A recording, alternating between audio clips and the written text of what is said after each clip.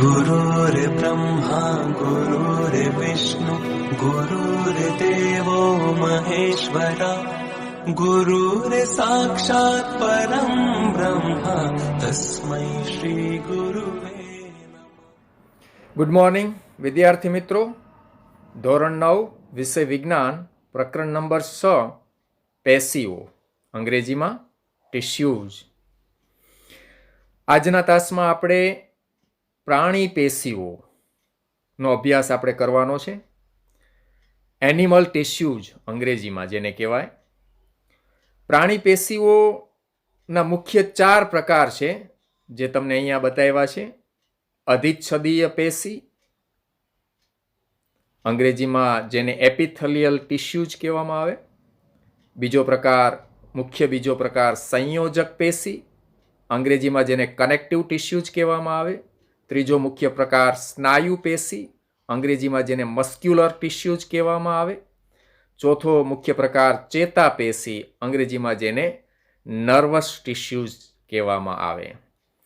દરેક સજીવને પોતાનું જીવન ટકાવી રાખવા માટે જે દેહધાર્મિક ક્રિયાઓ છે, કરવા પડતા જે મુખ્ય કાર્યો છે, કે જે કાર્યો કરવા જીવન ટકાવી રાખવા માટે જરૂરી છે, જેને આપણે દેહધાર્મિક ક્રિયાઓ કે જૈવિક ક્રિયાઓ કહીએ છીએ, દરેક સજીવમાં આ કાર્યો થવા જરૂરી છે.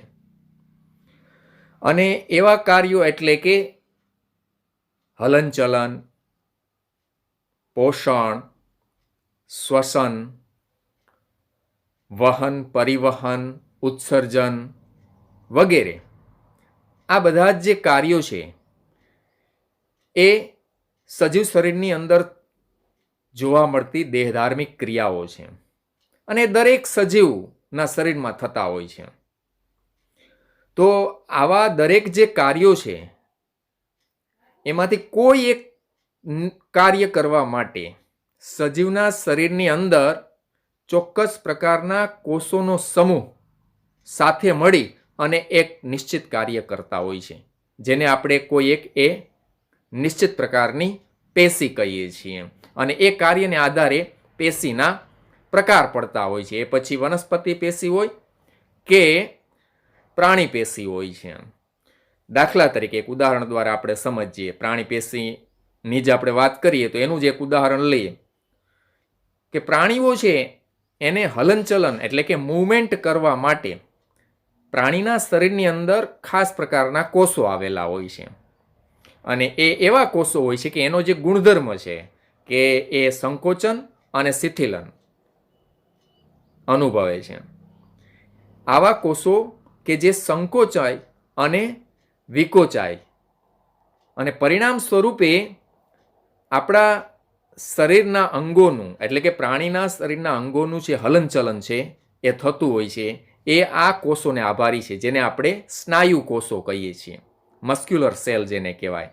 અને આવા કોષો ભેગા મળી અને જે આ એક ચોક્કસ કાર્ય કરે છે હલનચલનનું, મૂવમેન્ટનું, તો એને આપણે સ્નાયુ પેશી કહીએ છીએ. તો આવા કોષો ભેગા મળી અને જે એક કોષોનો સમૂહ રચે છે એને આપણે સ્નાયુ પેશી કહીએ છીએ, મસ્ક્યુલર ટિશ્યુઝ જેને આપણે અંગ્રેજીમાં કહીએ છીએ.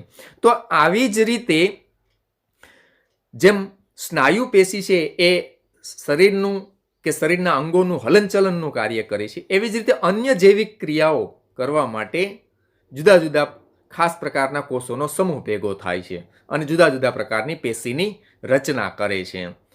હવે વિદ્યાર્થી મિત્રો, જે એકકોષી સજીવ છે બધા કે જેમાં પેશીની રચના હોતી નથી, એવા પણ જે સજીવો છે તો એને પણ જીવન ટકાવી રાખવા માટે આ બધા જ જેવી ક્રિયાઓ છે, દેહધાર્મિક ક્રિયાઓ છે, એને પણ કરવી પડે છે. પરંતુ આવા જે સજીવો છે કે જેમાં પેશીની રચના નથી અથવા તો જેનું શરીર માત્ર એક જ કોષનું બનેલું છે, તો એમાં એક જ કોષ દ્વારા આ બધા જ કાર્યો થતા હોય છે. એક જ કોષ દ્વારા આ બધા કાર્યો થતા હોય આવા સજીવની અંદર. એટલે કે એમાં ખાસ પ્રકારના કોષો નથી, સ્પેશિયલ સેલ કોઈ એક સ્પેશિયલ કાર્ય કરવા માટે એમાં હોતા નથી. એટલે આવા સજીવોની જે દેહધાર્મિક ક્રિયાઓ જે છે એની કાર્યક્ષમતા છે એ ઘણી નબળી હોય છે એકકોષી સજીવોમાં, કે જેમાં સ્પેશિયલ સેલ નથી, ખાસ પ્રકારના કોષો નથી ખાસ પ્રકારનું કાર્ય કરવા માટે. તો એમાં દેહધાર્મિક ક્રિયાઓ જે છે એની જે ક્ષમતા છે એ ખૂબ જ નબળી હોય છે, એની કાર્યક્ષમતા ઘણી ઓછી હોય છે. એટલે એમાં શ્રમ વિભાજન નથી. જ્યારે જટિલ દેહધારી સજીવો જે છે કે એના શરીરની રચના તમે જોશો તો એક નિશ્ચિત કાર્ય કરવા માટે, કોઈ એક દેહધાર્મિક કાર્ય કરવા માટે એક નિશ્ચિત તંત્રની રચના થયેલી હોય છે. અને એ નિશ્ચિત તંત્ર જે છે એ જુદા જુદા અંગોનું બનેલું હોય છે. એ જુદા જુદા અંગોની મદદથી એ એક નિશ્ચિત કાર્ય કરતું હોય છે. દાખલા તરીકે શ્વસનની ક્રિયા છે, શ્વાસોશ્વાસની ક્રિયા, બ્રીથિંગની જે ક્રિયા છે, તો એના માટે આપણું જ ઉદાહરણ લઈએ પ્રાણી તરીકે મનુષ્યનું, તો આપણા શરીરમાં ફેફસાની રચના હોય છે અને એ ફેફસાની મદદથી શ્વસનની ક્રિયા, બ્રીથિંગની ક્રિયા જે છે એ થતી હોય છે, શ્વાસોશ્વાસની જે ક્રિયા છે એ થતી હોય છે. તો આ શ્વાસોશ્વાસની ક્રિયા કરવા માટે જે આપણી શરીરની અંદર જે શ્વસન તંત્ર છે જેનું મુખ્ય અંગ જે છે ફેફસા છે, એ ઉપરાંત અન્ય સહાયક અંગો છે, શ્વાસ નળી છે, નાક છે, નાસિકા છિદ્રો છે વગેરે. આ બધા અંગો તો છે જ, બરાબર, કે જે એક નિશ્ચિત કાર્ય કરવા માટે આ અંગોની રચના થયેલી હોય છે. અને આ જે અંગો છે અને એ જે અંગોની અંદર આ નિશ્ચિત કાર્ય કરવા માટે એમાં ખાસ પ્રકારના કોષોનો સમૂહ આવેલો હોય છે જેને આ કાર્ય કરવા માટે મદદરૂપ થતું હોય છે. અને એવા જે કોષોનો સમૂહ એટલે કે એમાં એક ચોક્કસ પ્રકારની પેશી એમાં આવેલી હોય છે. તો આમ સજીવની અંદર આવા નિશ્ચિત કાર્યો કરવા માટે નિશ્ચિત કોષોનો સમૂહ, ખાસ પ્રકારના કોષોનો સમૂહ આવેલો હોય છે. એટલે બહુકોષી જે સજીવો છે કે જટિલ દેહધારી જે સજીવો છે એમાં સ્પેશિયલ સેલ આવેલા હોય છે જે ચોક્કસ પ્રકારનું કાર્ય કરી શકે. એવા જે કોષો છે એને પેશીય કોષો કહેવાય. એવા જે કોષો છે, જે ખાસ પ્રકારના કોષોનો જે સમૂહ છે કે એક ચોક્કસ પ્રકારનું કાર્ય કરતા હોય છે એને પેશીય કોષો કહેવામાં આવે છે. તો હવે આપણે વિદ્યાર્થી મિત્રો પ્રાણી પેશીઓની અંદર આજે આપણે શરૂઆત કરીએ. પહેલા અધિચ્છદીય પેશી અને એના પ્રકારોની ચર્ચા કરશું અને ત્યાર પછી સંયોજક પેશી અને એના પ્રકારોની ચર્ચા કરશું. કોષોને O2ની જરૂરિયાત શા માટે હોય છે અને આ જરૂરિયાત કેવી રીતે સંતોષાય છે? તો કોષોને O2ની જરૂરિયાત એટલા માટે હોય છે કે O2 એટલે કે ડાયોક્સિજન વાયુ. તો કે કોષોમાં કણાભસૂત્ર જે અંગિકા છે એમાં પોષક દ્રવ્યો પોષણની ક્રિયા દ્વારા પહોંચ્યા હોય અને એનું દહન ક્રિયા એટલે ઓક્સિજન સાથેની રાસાયણિક પ્રક્રિયા, એટલે ઓક્સિજનની જરૂર પડે ત્યાં. તો એનું દહન દ્વારા એટીપી સ્વરૂપે શક્તિ મુક્ત કરવા ઓક્સિજનની જરૂરિયાત હોય છે. તો આ જરૂરિયાત કેવી રીતે સંતોષાય? તો કે કોષોને ઓક્સિજન પૂરું પાડવા માટે સ્નાયુ કોષો વડે છાતીની ગતિ દ્વારા શ્વાસ લેવામાં આવે છે. તો જે મેં હમણાં જ કીધું, સ્નાયુ કોષો જે છે એના સંકોચનને શિથિલનને લીધે ફેફસાનું હલનચલન થાય અને પરિણામ સ્વરૂપે વાતાવરણમાંની હવા અંદર આવે છે અને અંદરની હવા બહાર જાય છે. આ રીતે શ્વાસની ક્રિયા છે એ ફેફસા દ્વારા થતી હોય છે. એના માટે આ જે સ્નાયુ કોષો છે એ ખૂબ જ મદદરૂપ થાય છે. અને શ્વાસક્રિયા દરમિયાન લેવાતો ઓક્સિજન છે એ ફેફસામાં એ અવશોષિત થાય છે વાયુકોષ્ઠમાં અને ત્યાંથી પછી રુધિરમાં એનું અવશોષણ થાય છે અને એ રુધિર દ્વારા શરીરના બધા કોષોમાં ઓક્સિજન પહોંચાડવામાં આવે છે. આ રીતે ઓક્સિજન છે એ શરીરના દરેક કોષને પહોંચતો હોય છે. તો હવે આપણે આગળ વાત કરીએ કે મુખ્ય જે પ્રકાર છે પ્રાણી પેશીઓના, એમાં પહેલો જે પ્રકારની આપણે ચર્ચા કરવી છે અધિચ્છદ પેશી. કોને કહેવાય, એના લક્ષણો શું છે, એનું સ્થાન ક્યાં આવેલું છે અને એના કાર્યો શું શું છે? તો સૌ પ્રથમ તો એના નામ ઉપરથી જ એને વ્યાખ્યાયિત આપણે કરી શકીએ છીએ. અધિચ્છદ એટલે કે આવરણ, આચ્છાદન કરવું. જેમ વનસ્પતિ પેશીની અંદર અધિસ્તરનું કાર્ય છે એવી જ રીતે પ્રાણી શરીરની અંદર, પ્રાણીઓના શરીરમાં અધિચ્છદ પેશીનું કાર્ય છે કે જે પ્રાણીના શરીરને ઢાંકે છે અને બાહ્ય આવરણ સ્વરૂપે રક્ષણ આપે છે. આવી જે પેશી છે પ્રાણીઓના શરીરની અંદર એને અધિચ્છદ પેશી તરીકે ઓળખવામાં આવે છે.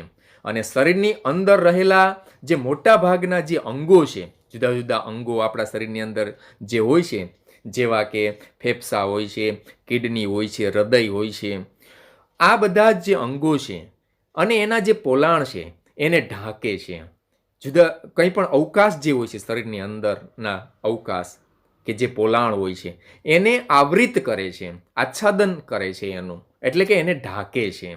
તો આ રીતે આપણે આ અધિચ્છદ પેશીને વ્યાખ્યાયિત કરી શકીએ. અને એના લક્ષણોની આપણે વાત કરીએ તો અધિચ્છદીય પેશી એ કોષોની બનેલી છે. તો એના કોષો કેવા હોય છે, એની રચના કેવી હોય છે? તો કે એના કોષો એકબીજા સાથે ચુસ્ત રીતે જોડાય અને આચ્છાદિત આવરણનું નિર્માણ કરે છે, આચ્છાદનનું કાર્ય કરે છે, ચુસ્ત રીતે જોડાય છે, ચુસ્ત રીતે.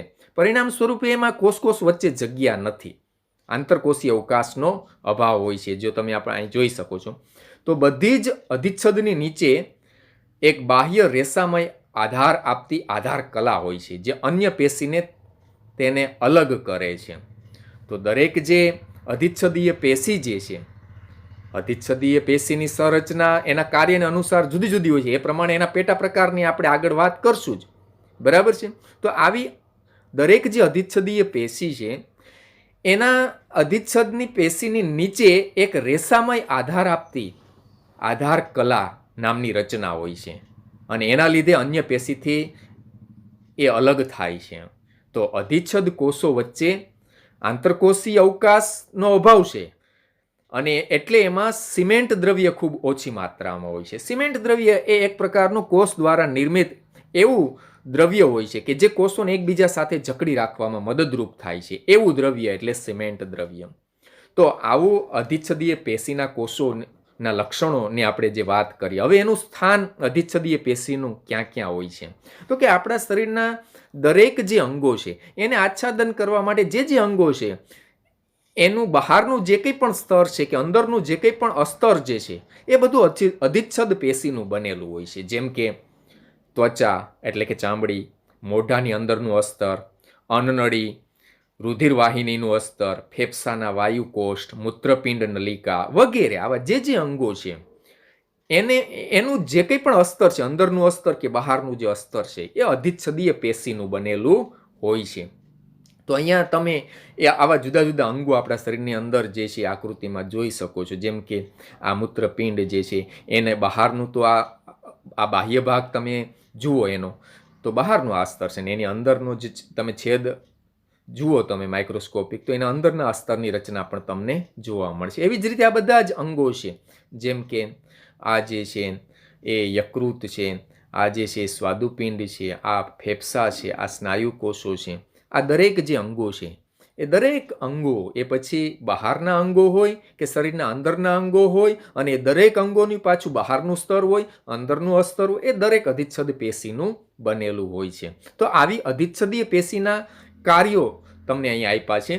અધિચ્છદીય પેશી વિવિધ શારીરિક જે તંત્રો છે એને એકબીજાથી અલગ કરવા અવરોધનું નિર્માણ કરતી હોવાથી, એટલે કે અંતરાયો નિર્માણ કરતી હોવાથી જે પદાર્થ શરીરમાં પ્રવેશે કે બહાર નીકળે તે અધિચ્છદના સ્તરમાંથી પસાર થાય છે. હવે અધિચ્છદીય પેશી છે એનું એક મુખ્ય કાર્ય એ છે કે શરીરના જે જુદા જુદા તંત્ર છે એ પછી શ્વસન તંત્ર હોય, ઉત્સર્જન તંત્ર હોય વગેરે, આવા દરેક તંત્રોને એકબીજાથી અલગ કરવા માટે અંતરાયોની રચના કરે છે, અસ્તરની રચના કરે છે, અવરોધનું નિર્માણ કરે છે. એટલે કોઈ પણ પદાર્થ શરીરમાં પ્રવેશે કે જુદા જુદા અંગો વચ્ચે જો કોઈ પણ પદાર્થોની કે દ્રવ્યોની આપલે થાય, વિનિમય થાય તો એને અધિચ્છદના સ્તરમાંથી પસાર થવું પડે છે. આથી વિવિધ પ્રકારની અધિચ્છદ પેશીના કોષો વચ્ચેની પારગમ્યતા બાહ્ય વાતાવરણ અને શરીર તેમજ શરીરના વિવિધ અંગો વચ્ચે પદાર્થોની આપલેમાં મહત્વની ભૂમિકા ભજવે છે. જે મેં હમણાં તમને સમજાવ્યું કે આવા જે અધિચ્છદીય કોષો છે એની જે પારગમ્યતા છે, પસંદગીમાન પ્રવેશશીલતા જે છે એના પરિણામ સ્વરૂપે અંગો વચ્ચે અથવા તો બાહ્ય વાતાવરણ અને શરીર વચ્ચે જુદા જુદા પદાર્થો કે દ્રવ્યોની આપલે જે થાય છે એમાં મહત્વની ભૂમિકા જે છે આ અધિચ્છદીય પેશી છે એ ભજવે છે. તો આપણા શરીરમાં આ દરેક જે અંદરના અંગો છે, બાહ્ય જે અંગો છે એ તમને અહીંયા બતાવ્યા છે, બરાબર છે. જેમ કે હમણાં જે મેં વાત કરી, આ મૂત્રપિંડ, આ જે છે યકૃત અંગ્રેજીમાં જેને લીવર કહેવાય, આ જે સ્વાદુપિંડ અંગ્રેજીમાં જેને પેનક્રિયાસ કહેવાય, આ બધા જ અંગો જે છે એ તમને આકૃતિમાં અહીંયા બતાવ્યા છે. આ ફેફસા જે છે તો એમાં અસ્તરોની રચના તમને બતાવી છે, અંદરના અસ્તરની રચના અને બહારના અસ્તરની રચના આકૃતિમાં બતાવી કે જે અધિચ્છદીય પેશીના બનેલા હોય છે. તો આ જે અધિચ્છદી પેશી છે એની જે રચના જે છે એ એના કાર્યને અનુરૂપ જુદી જુદી હોય છે અને પરિણામે એના પ્રકાર પડે છે. તો એના મુખ્ય 4 પ્રકાર જે છે એ પડે છે, એ તમે અહીંયા જોઈ શકો છો. તો આ 4 મુખ્ય જે પ્રકાર જે છે એમાં એક છે લાદીસમ અધિચ્છદીય પેશી, જેને અંગ્રેજીમાં સિમ્પલ સ્ક્વામસ કહેવામાં આવે છે. ત્યાર પછી બીજો એક મુખ્ય પ્રકાર છે સિમ્પલ ક્યુબોઇડલ, એટલે કે ઘનાકાર અધિચ્છદ પેશી, સરળ ઘનાકાર અધિચ્છદ પેશી. આ સરળ લાદીસમ અધિચ્છદ પેશી છે. અને આ જે સરળ ઘનાકાર અધિચ્છદ પેશી છે એમાં જ એક અન્ય પ્રકારની પણ વાત આવશે, ગ્રંથીય અધિચ્છદ પેશી. આની અંદરનો જ પ્રકારની વાત આવે. ત્યાર પછી એક અન્ય પ્રકાર તમને આપ્યો સિમ્પલ કોલમનર, એટલે કે સરળ સ્તંભીય અધિચ્છદ, સરળ સ્તંભીય અધિચ્છદ. એમાં જ એક બીજો અન્ય પેટા પ્રકાર આની અંદર આવે છે કે જેમાં પક્ષમની રચના હોય છે, એને પક્ષમલ અધિચ્છદ કહેવામાં આવે છે. અને અન્ય એક પેશી છે સ્ટ્રેટિફાઈડ સ્ક્વામસ, એટલે કે સ્ત્રુત અધિચ્છદ પેશી, સ્ત્રુત લાદીસમ અધિચ્છદ પેશી. તો આમ મુખ્ય 4 પ્રકારની વાત કરી છે, પરંતુ આ સ્તંભીય અધિચ્છદમાં એક અન્ય પ્રકારની વાત આવે છે, એ છે પક્ષમલ અધિચ્છદ. અને આ જે ઘનાકાર અધિચ્છદ પેશી છે એમાં એક અન્ય પ્રકારની વાત આવે છે, એ છે ગ્રંથીય અધિચ્છદ. એટલે સરળ અધિચ્છદમાં 4 પ્રકાર થશે, એક સરળ લાદીસમ, સરળ ઘનાકાર અધિચ્છદ પેશી, સરળ સ્તંભીય અધિચ્છદ પેશી, પક્ષમલ અધિચ્છદ પેશી અને ગ્રંથીય અધિચ્છદ પેશી. આવા કુલ 5 પ્રકારની આપણે સરળ અધિચ્છદ પેશીમાં આપણે કહી શકીએ. અને જ્યારે એક સ્ત્રુત અધિચ્છદ પેશી, જેના કોઈ પ્રકાર પેટા પ્રકાર નથી. તો આ દરેક પ્રકારની આપણે ચર્ચા કરવી છે. તો લાદીસમ એટલા માટે કહેવામાં આવે છે કે આ શરીરમાં એવી જગ્યાએ હોય છે કે જ્યાં પદાર્થોનું પસંદગીમાન પ્રવેશ પટલ દ્વારા એનું વહન થતું હોય, સંવહન થતું હોય, એવી જગ્યાએ આ પેશી આવેલી હોય છે. જેમ કે આપણા એક તો રુધિર વાહિનીઓ જે છે એના અસ્તરમાં આવેલી હોય છે. તેમજ અન્ય જે પ્રકાર છે એ ફેફસાના જે વાયુકોષ્ઠ જે હોય છે, ફેફસાના જે વાયુકોષ્ઠ એની દિવાલમાં, અસ્તરની દિવાલમાં આ લાદીસમ અધિચ્છદ પેશી જે છે, સરળ લાદીસમ અધિચ્છદ પેશી એ આવેલી હોય છે. તો એના કોષોની રચના તમે જોશો તો એની એકદમ ચપટા હોય છે, બરાબર છે. લંબાઈ પહોળાઈ કદાચ સરખી હોઈ શકે, પણ એની ઊંચાઈ ખૂબ જ ઓછી હોય છે. એકદમ ચપટા હોય છે, ખૂબ જ પાતળા, ચપટા અને નાજુક અસ્તર બનાવતા એક સ્તરમાં ગોઠવાયેલા હોય છે. એટલે એનું સ્થાન રુધિરવાહિની, ફેફસાના વાયુકોષ્ઠ, અન્નળી અને મોઢાના અસ્તરમાં આવેલ હોય છે. અને આનું કાર્ય એ પ્રમાણે હોવાથી આ અંગોમાં એ જોવા મળશે. એના દ્વારા પદાર્થોનું વહન પસંદગીમાન પ્રવેશશીલ પટલ દ્વારા થાય છે. તમે આ કાર્યને આપણે સમજવા માટે દાખલા તરીકે રુધિરવાહિની છે, રુધિરવાહિનીની અંદર રુધિરનું વહન થતું હોય અને એ રુધિરવાહિનીઓમાં જ્યારે રુધિર કેશિકાઓ હોય છે જેની પાતળી દિવાલ આવી અધિચ્છદીય પેશીની બનેલી હોય છે, સરળ લાદીસમ અધિચ્છદીય પેશીની બનેલી હોય છે. પરિણામે એમાં પસંદગીમાન દ્રવ્યોનું જે આપલે જે છે, સંવહન જે છે એ જુદા જુદા અંગો વચ્ચે કે કોષો વચ્ચે, પેશી કોષો વચ્ચે એ આપલે થઈ શકતી હોય છે. તો એને જ પસંદગીમાન પ્રવેશશીલ પટલ દ્વારા પદાર્થોનું સંવહન કહેવામાં આવે છે. તો એવું જ્યાં જ્યાં કાર્ય થતું હોય એવી જગ્યાએ આ સરળ લાદીસમ અધિચ્છદ પેશી આવેલી હોય છે. એટલે રુધિરવાહિની હોય કે ફેફસાના વાયુકોષ્ઠ, તો વાયુકોષ્ઠમાં પણ તમે જુઓ તો ત્યાં કાર્બન ડાયોક્સાઇડ વાયુ અને ઓક્સિજન વાયુની આપલે છે એ રુધિર કેશિકાની દિવાલમાંથી રહેલ રુધિર જે છે, રુધિર કેશિકાઓમાં રહેલ રુધિર અને વાયુકોષ્ઠમાં રહેલ જે હવા છે એમની વચ્ચે O2 અને CO2 ને આપલે આવા ચોક્કસ પ્રકારના દ્રવ્યોની પસંદગીમાન પ્રવેશશીલ પટલ દ્વારા એનું સંવહન થતું હોય છે. એવી જ રીતે અન્નળી અને મોઢાનું જે અસ્તર છે એમાં પણ સરળ લાદીસમ અધિચ્છદ આવેલી હોય છે. તો આને લાદીસમ એટલા કહેવા માટે આવે છે કે આપણા ઘરની અંદર જે લાદી હોય છે એ લાદી કેમ એકદમ ચપટી હોય છે, પાતળી હોય છે. તો એના આધારે આને આપણે ગુજરાતીમાં લાદીસમ, સરળ લાદીસમ અધિચ્છદ કહીએ છીએ. પછી એક બીજો એક સ્ત્રુત લાદીસમ અધિચ્છદ તો શ્રુત લાદીસમ અધિચ્છદ એ લાદીસમ અધિચ્છદ જેવી જ છે, જેનું ઉપરનું સ્તર જે છે એ એકદમ ચપટું અને ખૂબ જ પાતળા હોય છે, પરંતુ એની નીચે અનેક સ્તરમાં એ ગોઠવણી રહેલી હોય છે, કારણ કે એમાં જ્યાં જ્યાં ઘસારો અનુભવાય છે એવી જગ્યાએ આવા શ્રુત લાદીસમ અધિચ્છદ આવેલી હોય છે, જેથી કરીને ઉપરનું સ્તર ઘસાય તો એની જગ્યાએ નીચેનું જે સ્તર જે છે એ આવી શકે એવી જગ્યાએ આ શ્રુત લાદીસમ અધિચ્છદ પેશી છે આવેલી હોય છે. એટલે ત્વચાનું જે અધિચર્મ છે ત્યાં આ શ્રુત લાદીસમ અધિચ્છદ પેશી જે છે એ આવેલું હોય છે. તો જેના કોષો અનેક સ્તરોમાં સુવ્યવસ્થિત ગોઠવણી ધરાવે છે. ત્વચાનું અધિચર્મ એટલે કે આપણા શરીરની જે ચામડી છે એની નીચેનું જે અધિચર્મ જે છે કે જે આવા શ્રુત લાદીસમ અધિચ્છદ પેશીનું બનેલું હોય છે, જેને લીધે બાહ્ય ઈજાઓ દ્વારા આપણે જે ઉપરના સ્તરના જે કોષો છે એ કપાવાથી કે ફાટવા સામે એને રક્ષણ મળે છે. એ આ શ્રુત લાદીસમ અધિચ્છદને આભારી છે અને પરિણામ સ્વરૂપે ત્યાં આ શ્રુત લાદીસમ અધિચ્છદ પેશી આવેલી હોય છે, જેના અનેક સ્તરો હોય છે અને એમાં આ લાદીસમ અધિચ્છદ પેશી અનેક સ્તરમાં ગોઠવાયેલી હોય છે. અને નીચેનું સ્તર છે અંકુરણીય સ્તર હોય, જ્યાંથી કોષ વિભાજન દ્વારા કોષોની સંખ્યામાં વધારો થતો જતો હોય છે અને ઉપરના સ્તરમાં એ સ્થાન લેતું જાય છે. તો આ રીતે લાદીસમ અધિચ્છદ પેશીના આ રીતે બે પેટા પ્રકાર પડશે, સરળ લાદીસમ અધિચ્છદ અને શ્રુત લાદીસમ અધિચ્છદ. હવે અધિચ્છદ પેશીના અન્ય પ્રકારની આપણે વાત કરીએ તો એક પ્રકાર છે સ્તંભીય કે સ્તંભાકાર અધિચ્છદ. સ્તંભ એટલે કે પિલર જેવી રચના હોય અધિચ્છદ પેશીના જે કોષોની, અને આ કોષોનો સમૂહ જે છે કે જેને આપણે સ્તંભીય અધિચ્છદ કહીએ છીએ, કે જેની લંબાઈ એટલે કે એની ઊંચાઈ વધારે હોય છે. કદાચ એની લંબાઈ ને પહોળાઈ સરખી હોય પણ એની ઊંચાઈ ઘણી વધારે હોય, પિલર જેવા હોય છે, બરાબર. એટલે એને સ્તંભીય અધિચ્છદ એવું નામ આપવામાં આવ્યું છે.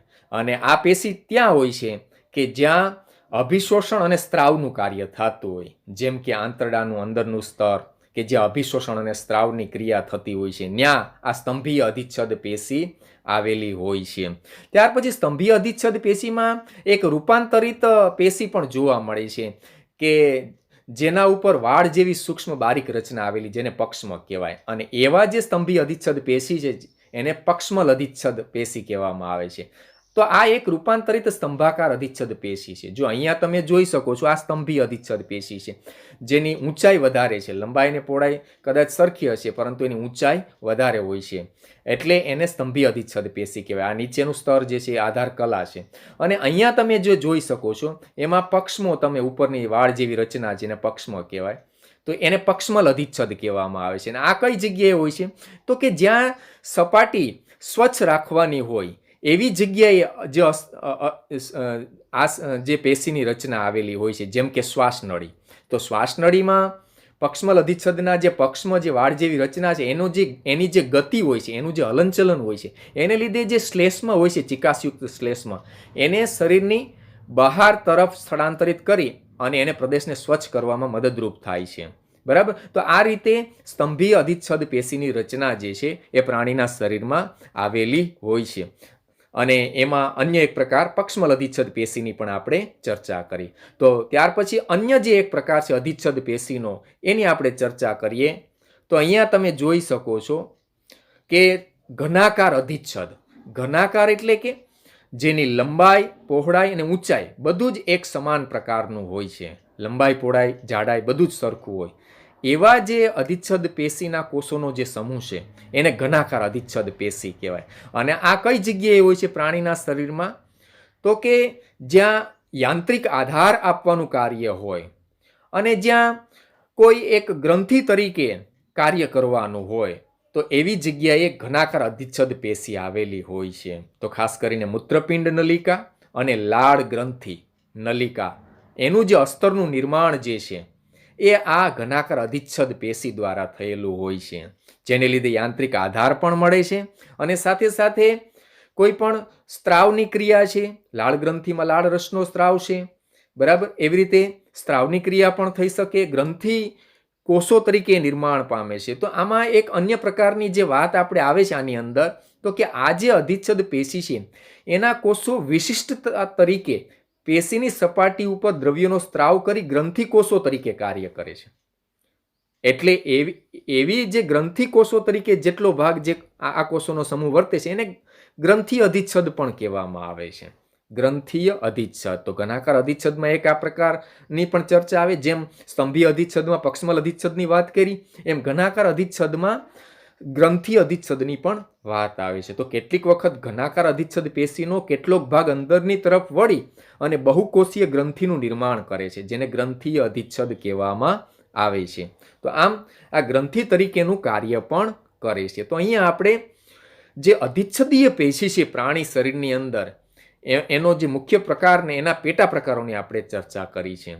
તો ત્યાર પછી આપણે બીજો મુખ્ય પ્રકાર જે છે પ્રાણી પેશીનો, જેને આપણે સંયોજક પેશી કહેવામાં આવે, અંગ્રેજીમાં જેને કનેક્ટિવ ટિશ્યુ કહેવામાં આવે, એની આપણે ચર્ચા કરવી છે.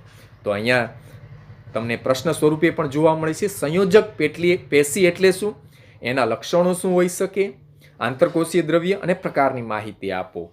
તો સંયોજક પેશી નામ ઉપરથી જ આપણને ખબર પડી જાય કે આ પેશીનું કાર્ય શું હોઈ શકે.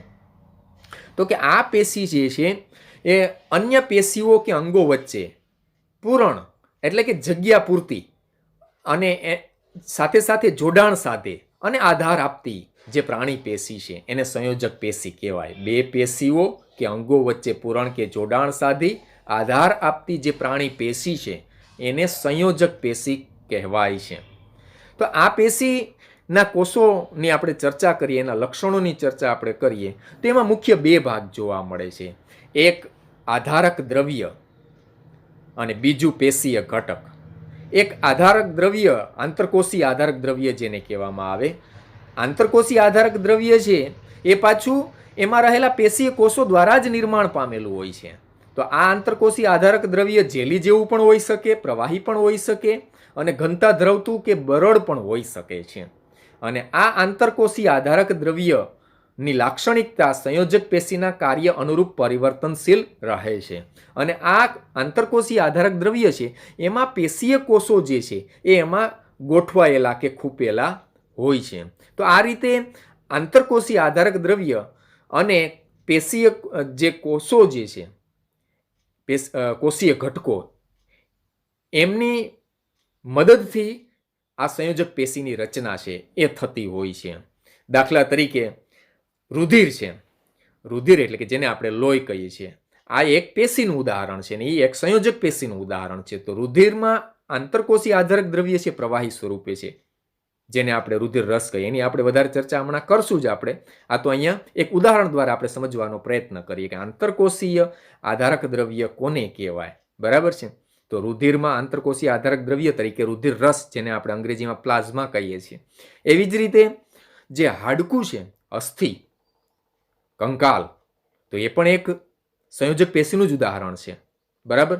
તો એમાં આંતરકોષીય આધારક દ્રવ્ય છે એ ઘન સ્વરૂપે બરડ હોય છે, જે ફોસ્ફરસ અને કેલ્શિયમનું બનેલું હોય છે. બરાબર. તો હવે તમને આંતરકોષીય આધારક દ્રવ્ય શું છે એ તમને ખ્યાલ આવ્યો. અને આ આંતરકોષીય આધારક દ્રવ્યમાં જે કોષીય ઘટકો છે, જેમ કે લોહી છે, એમાં રુધિર રસની અંદર રુધિર કોષો રહેલા હોય છે, જેવા કે રક્તકણ, શ્વેતકણ, ત્રાક કણિકાઓ, આ બધા રુધિર કોષો છે એ એમાં રહેલા હોય છે.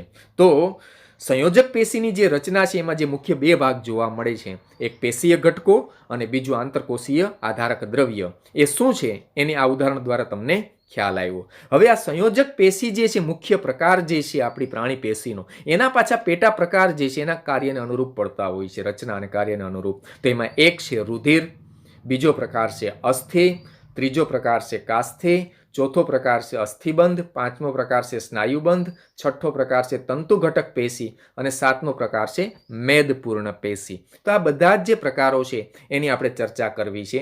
તો આપણે જોઈએ અહીંયા.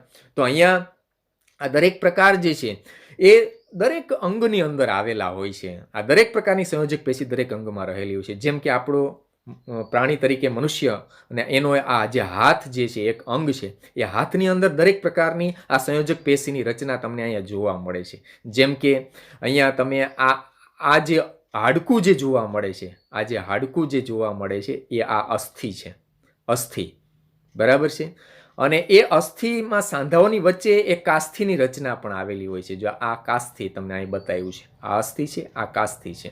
પછી આપણી જે ચામડી હોય છે, ત્વચા, એ ત્વચાની નીચે એક મેદપૂર્ણ પેશી આવેલી હોય છે, સફેદ રંગના ગોળકોવાળી ચરબીના સંગ્રહ ધરાવતી મેદપૂર્ણ પેશી. જો આ તમને મેદપૂર્ણ પેશી જે છે એ જોવા મળે છે. પછી અહીંયા અસ્થિબંધ જે છે, જે અસ્થિઓને એકબીજા સાથે જોડે છે, એને અસ્થિબંધ કહેવામાં આવે.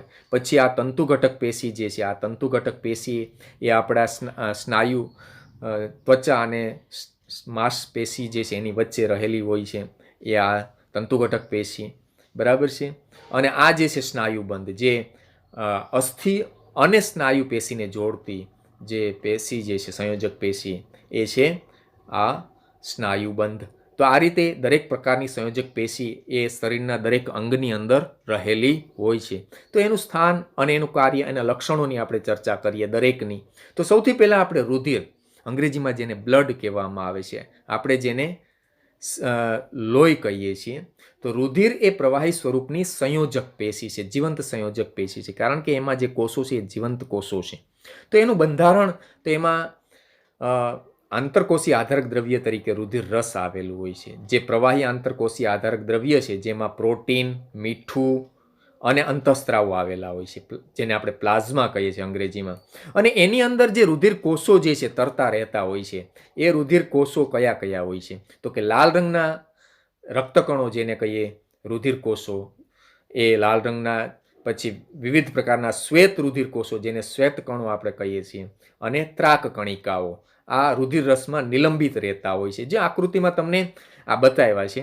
તો કે આ જે પ્લાઝમા જે છે, રુધિર રસ એ પ્લાઝમા જે રુધિર રસ છે એ રંગવિહીન છે, આછા પીળાશ પડતું રંગવિહીન હોય છે. અને એમાં આ જે રક્તકણો છે જે લાલાશ પડતા રંગના, એને લીધે લોહીનો રંગ લાલ હોય છે, બરાબર છે.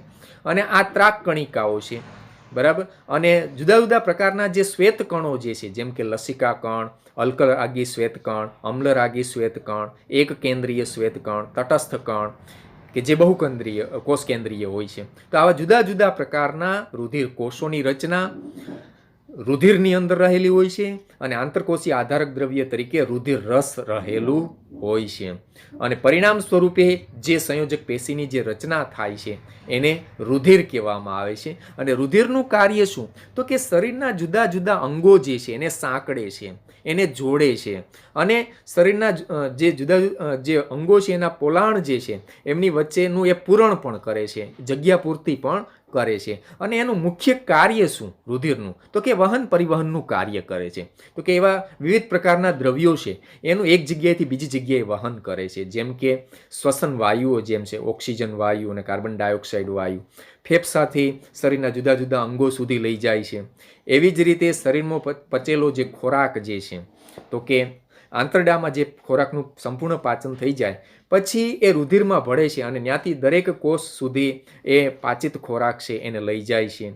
તેમજ અંતઃસ્ત્રાવો જે છે, ઉત્સર્ગ દ્રવ્યો જે છે, એને એના નિશ્ચિત સ્થાન સુધી, એના કાર્યસ્થાન સુધી વહન કરવાનું કાર્ય જે છે એ રુધિર દ્વારા થતું હોય છે. તો આ એક અગત્યની પરીક્ષાલક્ષી પણ ઉપયોગી એક પ્રવાહી સંયોજક પેશી જે છે એ આપણે કહી શકીએ છીએ. અન્ય એક પ્રવાહી સંયોજક પેશી લસિકા પણ જે છે, જે રુધિરમાંથી જ છૂટી પડેલી એક આ લસિકા પેશી જે છે એ તમે 10મા ધોરણમાં અભ્યાસ કરશો. ત્યાર પછી આગળ આપણે વાત કરીએ તો અહીંયા અન્ય એક જે પ્રકાર જે છે સંયોજક પેશીનો, જેને અસ્થિ કહેવામાં આવે છે, કંકાલ સંયોજક પેશી તરીકે પણ જેને ઓળખવામાં આવે છે. અને આ એક ઘન સ્વરૂપની પેશી જે છે, ઘન સ્વરૂપે હોય છે, અને એ બરડ હોય છે. તો આ જે પેશી જે છે એ એના જે બંધારણની આપણે વાત કરીએ તો એમાં આંતરકોષીય આધારક જે દ્રવ્ય છે એમાં કેલ્શિયમ તથા ફોસ્ફરસના બનેલ હોય છે, કેલ્શિયમ અને ફોસ્ફરસનું બનેલું હોય છે. અને એમાં અસ્થિકોષો ગોઠવાયેલા હોય છે. અને આથી આ પેશી કઠણ અને મજબૂત હોય છે, બરડ હોય છે. અને આનું કાર્ય શું? તો કે આપણા શરીરનું જે છે હાડપિંજરનું નિર્માણ કરી શરીરને આકાર આપે છે, અને આધાર આપે છે અને સ્નાયુ પેશીને મદદરૂપ થાય છે, એને જોડાણ આપે છે. આ રીતનું એનું કાર્ય છે. શરીરના મુખ્ય અંગોને આધાર આપે છે અને સ્નાયુ પેશીનું જોડાણ કરે છે. તો અહીંયા તમને આકૃતિમાં તમે જોઈ શકો છો, આપણા શરીરની અંદર જે હાડકું જે હોય છે એનો જો છેદ લેવામાં આવે અને એનું માઇક્રોસ્કોપમાં જો જોવામાં આવે તો અંદર આ રીતના જે આ પોલાણ જેવી જે રચના જોવા મળે છે. એ સિવાય હાર્વેશિયન નલિકા જે રચના જોવા મળે છે, આ પ્રકારની રચના એમાં જોવા મળે છે. એ બધા આની અંદર આ બધા અસ્થિકોષો રહેલા હોય છે અને એ અસ્થિકોષો જે છે એ ફોસ્ફરસ અને કેલ્શિયમનું બનેલું જે આધાર આંતરકોષીય આધારક દ્રવ્ય જે છે એમાં એ ગોઠવાયેલા હોય છે, ચોક્કસ રીતે ગોઠવાયેલા હોય છે. અને આ રીતે અસ્થિ સંયોજક પેશીની રચના છે એ થતી હોય છે. ત્યાર પછી આપણે અન્ય સંયોજક પેશીની વાત કરીએ આપણે અહીંયા, તો અહીંયા અસ્થિબંધ અને સ્નાયુબંધ આ પણ એક અગત્યની સંયોજક પેશી જે છે. અસ્થિબંધ એટલે શું? તો કે નજીકના કે ક્રમિક બે જે અસ્થિઓ જે હોય છે, હાડકા કે કંકાલ જે હોય છે એને જોડવાનું કામ કરે. અસ્થિબંધ છે બે નજીકના કે ક્રમિક અસ્થિઓને એકબીજા સાથે જોડતી સંયોજક પેશી છે. જો તમે અહીંયા જોઈ શકો છો, આ એક આપણો જે હાથ જે હોય છે કે પગ જે હોય છે એનું આ એક કંકાલ છે અને આ એક બીજું કંકાલ છે, બરાબર છે. જ્યાં જ્યાં સાંધા હોય છે, અહીંયા જો તમે જ્યાં જ્યાં સાંધા હોય છે ત્યાં અસ્થિબંધ અને સ્નાયુબંધ આવેલા હોય છે. જ્યાં જ્યાં પણ સાંધાની રચના હોય છે, કારણ કે ત્યાં બે મુખ્ય અસ્થિ જે છે એને જોડવાનું કામ જે છે એ અસ્થિબંધ દ્વારા થતું હોય છે. જો આ જે હાડકું જે છે આપણું, આ જે કંકાલ જે છે અસ્થિ જે છે ને આ એક જે આપણું કંકાલ જે છે એ બેને અહીં જોડવાનું કામ છે અસ્થિબંધ દ્વારા થયેલું હોય છે. દરેક જે સાંધો જે હોય છે ત્યાં અસ્થિબંધની રચના જે છે હોય છે. તો આ રીતે તમે અહીંયા જોઈ શકો છો, આ અસ્થિબંધ છે કે જે આ બે મુખ્ય ક્રમિક જે અસ્થિઓ છે એને જોડવાનું કામ કરે છે. આ એક અસ્થિ અને આ એક બીજું અસ્થિ એને જોડવાનું કામ કરે છે. આ બે અસ્થિઓને જોડતું આ અસ્થિબંધ જે છે. તો આ પેશી છે ખૂબ જ સ્થિતિસ્થાપક અને મજબૂત હોય છે, એકદમ સ્થિતિસ્થાપક હોય છે. એટલે આપણે એને ગમે ત્યારે હલાવી શકીએ, આમ વાળી શકીએ, બરાબર છે. તો આ રીતનું જે મુવમેન્ટ જે થઈ શકે છે આ અસ્થિબંધને આભારી છે, એટલે ખૂબ જ સ્થિતિસ્થાપક અને પાછું મજબૂત હોય છે. અને એમાં આંતરકોષીય આધારક દ્રવ્ય ખૂબ જ ઓછું હોય છે. જે આ અસ્થિબંધ જે હોય છે એમાં આંતરકોષીય આધારક દ્રવ્ય ઓછું હોય છે. બાકી જે અસ્થિ છે કે રુધિર જે છે એમાં આંતરકોષીય આધારક દ્રવ્ય ઘણું વધારે પ્રમાણમાં હોય છે. એવી જ રીતના અહીંયા અસ્થિબંધની જેમ ચર્ચા કરી એમ સ્નાયુબંધ, એ સ્નાયુ પેશીને અસ્થિ સાથે જોડતી એક સંયોજક પેશી છે. જો અહીંયા આ સ્નાયુ પેશી છે ને આ અસ્થિ છે એને જોડતી આ સ્નાયુબંધની રચના આવેલી હોય છે. તો આપણે દાખલા તરીકે આ ઉપરની ત્વચા જે છે, બરાબર છે, ત્વચાની નીચે સ્નાયુ આવેલી હોય છે. એ સ્નાયુને આ જે એની અંદરનું જે હાડકું છે જેને આપણે કંકાલ કે અસ્થિ કહીએ એની સાથે જોડવાનું જે કામ કરે છે એ આ સ્નાયુબંધ કરે છે. આ જે સ્નાયુબંધની જે રચના છે એના દ્વારા થતું હોય છે. તો સ્નાયુ પેશીને અસ્થિ સાથે જોડતી જે સંયોજક પેશી છે એને સ્નાયુબંધ કહેવામાં આવે. આ મજબૂત હોય છે પરંતુ મર્યાદિત સ્થિતિસ્થાપકતા ધરાવતી રેસામય પેશી છે. રેસામય પેશી છે, આમાં રેસાયુક્ત રચના આવેલી હોય છે અને એ અસ્થિબંધ જેટલી સ્થિતિસ્થાપક નથી હોતી, મર્યાદિત એટલે કે સીમિત સ્થિતિસ્થાપકતા વાળી હોય છે. અને ત્યાર પછી અન્ય એક પ્રકાર જે છે આપણી સંયોજક પેશીનો જેને કાસ્થિ કહેવામાં આવે, એમાં જ એક બીજો પેટા પ્રકારની વાત આવે છે કાચવત કાસ્થિ. તો કાસ્થિ પેશી જે છે એમાં આંતરકોષીય આધારક જે દ્રવ્ય છે એ શેનું બનેલું હોય છે? તો કે પ્રોટીન અને શર્કરાનું બનેલું હોય છે. તો કાસ્થિ પેશીની રચનામાં પ્રોટીન અને શર્કરાના બનેલા આંતરકોષીય આધારક દ્રવ્યમાં કાસ્થિ કોષો જે છે છૂટા છવાયા ગોઠવાયેલા હોય છે. તમે અહીં જોઈ શકો છો આ આંતરકોષીય આધારક દ્રવ્ય જે છે અને એમાં આ છૂટા છવાયા કાસ્થિ કોષો જે છે એ એમાં રહેલા હોય છે. તો આ જે આંતરકોષીય આધારક દ્રવ્ય જે છે, કાચવત આધારક દ્રવ્ય પણ જેને કહેવાય, એકદમ સ્થિતિસ્થાપક કાચવત, કાચ જેવું પારદર્શક ટાઈપનું આ આધારક દ્રવ્ય હોય છે જેને કાચવત કાસ્થિ પણ કહેવામાં આવે છે, બરાબર. તો આ કઈ જગ્યાએ હોય છે? તો કે આપણું જે આ નાકનું જે ટેરવું જે છે કે જે જ્યાં એને આપણે વાળી શકીએ છીએ ત્યાં કાસ્થિ આવેલું હોય. આપણું જે આ કર્ણ પલ્લવ જે છે, કર્ણને આપણે વાળી શકીએ છીએ તો એના પાછળનું કારણ ત્યાં કાસ્થિ આવેલું હોય છે, બરાબર. તો આ રીતે આપણે કાસ્થિ નામની જે સંયોજક પેશી છે એ નાક, કાન, ગળું, શ્વાસનળીમાં આવેલી હોય છે અને તે જે તે ભાગને સ્થિતિસ્થાપકતા આપે છે. તેથી આપણા કાનનો બાહ્ય ભાગ છે જેને કર્ણ પલ્લવ છે એને વાળી શકીએ છીએ. જો હાથનો જે આ અસ્થિ જે છે આ અસ્થિ આ જે છે અસ્થિ કહેવાય, એને આપણે નથી વાળી શકતા, બરાબર છે. પરંતુ આ જે કાન જે છે, આ નાક જે છે, એને આપણે વાળી શકીએ, કારણ કે ત્યાં કાચથી આવેલું હોય છે. અને અહીંયા જે છે, આ જે ભાગ છે આપણો, એ અસ્થિ છે, એકદમ સખત, મજબૂત અને બરડ હોય છે, એટલે એને વાળી ન શકાય, કારણ કે એ અસ્થિનું બનેલું છે. જ્યારે કાસ્થિ છે એ સ્થિતિસ્થાપક હોય છે અને એનું આંતરકોષીય આધારક દ્રવ્ય છે પ્રોટીન અને શર્કરાનું બનેલું હોય છે. અને એમાં કાસ્થિ કોષો છૂટા છવાયા હોય છે, કારણ કે કાસ્થિ કોષો વચ્ચે ઘણા પ્રમાણમાં જગ્યા રહેલી હોય છે. તો આવા સાંધાના ભાગે અસ્થિઓની સપાટીને લીસી બનાવે છે. તો જ્યાં આપણે હમણાં જ જોયું કે બે ક્રમિક જે અસ્થિઓને જોડવાનું કામ જે અસ્થિબંધ કરે છે, એમાં અંદર એક કાચવત કાસ્થિની પણ રચના હોય છે, જેને લીધે એ સાંધાઓની સપાટી છે લીસી બને છે, એટલે એ ઘસાઈ ન જાય, એટલા માટે એમાં આ કાસ્થિની રચના ત્યાં પણ આવેલી હોય છે. તો આ રીતે આ એક સંયોજક પેશીનો પ્રકાર થયો કાસ્થિ. અન્ય એક પ્રકારની આપણે ચર્ચા કરીએ, તંતુ ઘટક પેશી. આ એક વિશેષ સંયોજક પેશી પણ જેને કહેવામાં આવે છે. તો આ વિશેષ સંયોજક પેશી જે છે એને તંતુ ઘટક પેશી નામ ઉપરથી જ આપણને ખ્યાલ આવે કે આ પેશીની રચનામાં આધારકોષીય દ્રવ્ય છે તંતુ સ્વરૂપે રહેલા હોવા જોઈએ. અને એ ઉપરાંત એમાં પેશીય ઘટકો પણ હોય છે. તો આનું જે સ્થાન છે એ ક્યાં આવેલું છે? તો કે આપણી ત્વચા એટલે કે ચામડી અને સ્નાયુ પેશીની વચ્ચે હોય છે, રુધિર વાહિનીઓની બિલકુલ ફરતે ચારો તરફ, અને ચેતાઓ અને અસ્થિ મજ્જામાં આવેલ હોય છે. અને એની રચના જે છે એ કેવી હોય છે? તો કે આંતરકોષીય આધારક જે દ્રવ્ય છે એમાં જાલાકાર અને કોલોજન તંતુ આવેલા હોય છે. અને આધારકમાં કોષીય ઘટકો જેવા કે તંતુકોષ, બૃહદકોષ, માસ્ટકોષ એવા કોષોની જે રચના છે એ એમાં આવેલી હોય છે. તમને આકૃતિ તમે જોઈ શકો છો. તો કે આ બધા જે તંતુ જેવી જે રચના જે છે આંતરકોષીય આધારક દ્રવ્ય છે, આ બધા તંતુની જે રચના તમને જોવા મળે છે એ આંતરકોષીય આધારક દ્રવ્ય જે છે કે જે શેનું બનેલું હોય છે? કોલોજન તંતુઓ. જો આ કોલોજન તંતુઓ જેને કહેવામાં આવે છે, બરાબર. અને એમાં જે કોષો જે હોય છે, જુદા જુદા પ્રકારના કોષો કે જે કોષીય ઘટક તરીકે આવેલા છે, જેમ કે આ બૃહદ ભક્ષક કોષ છે, આ માસ્ટ કોષ છે, આ તંતુ કોષ છે, એવા જુદા જુદા પ્રકારના કોષોની રચના આવેલી હોય છે. તો આ આકૃતિ જે તમને અહીંયા જોવા મળે છે એના આધારે તમે તંતુ ઘટક પેશીની રચના સમજી શકો. તો હમણાં જે તંતુ ઘટક પેશીની આપણે જે વાત કરી એનું કાર્ય શું? તો કે આપણા શરીરના જે જુદા જુદા અંગો છે એમની વચ્ચે જે ખાલી જગ્યા હોય છે એને ભરવાનું કામ કરશે, એનું પૂરણનું કામ કરે છે, તેમજ આંતરિક અંગોને આધાર આપે છે અને પેશીઓનું જે સમારકામ કરવામાં એ મદદરૂપ થાય છે. એટલે પેશીઓને કોઈ નુકસાન થાય તો એ નુકસાનની ભરપાઈ કરવા માટે આ તંતુ ઘટક પેશી દ્વારા સમારકામનું કાર્ય છે થતું હોય છે. અને એક છેલ્લો પ્રકાર જે છે આપણે સંયોજક પેશીનો, એમાં પેટા પ્રકાર તરીકે એ છે મેદપૂર્ણ પેશી. તો આ મેદપૂર્ણ પેશી, મેદ એટલે ચરબી જેને આપણે કહીએ છીએ, તો એ ચરબી વાળી જે પેશી છે એ ક્યાં એનું સ્થાન આવેલું હોય છે?